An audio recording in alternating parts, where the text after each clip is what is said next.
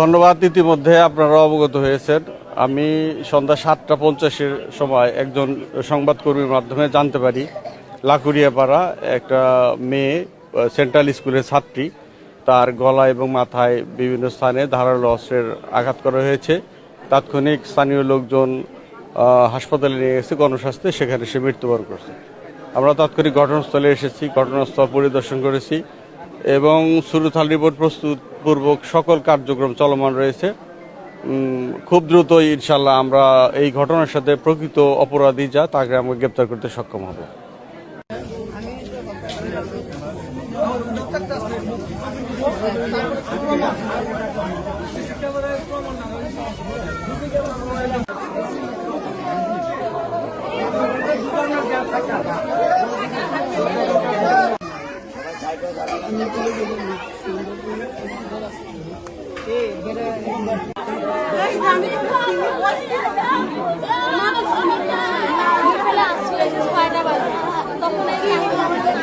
ধন্যবাদ। ইতিমধ্যে আপনারা অবগত হয়েছেন, আমি সন্ধ্যা 7:50-এর সময় একজন সংবাদকর্মীর মাধ্যমে জানতে পারি লাকুড়িয়াপাড়া একটা মেয়ে সেন্ট্রাল স্কুলের ছাত্রী, তার গলা এবং মাথায় বিভিন্ন স্থানে ধারালো অস্ত্রের আঘাত করা হয়েছে।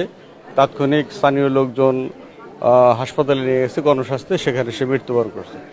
আমরা তাৎক্ষণিক ঘটনাস্থলে এসেছি, ঘটনাস্থল পরিদর্শন করেছি এবং সুরুথাল রিপোর্ট প্রস্তুতপূর্বক সকল কার্যক্রম চলমান রয়েছে।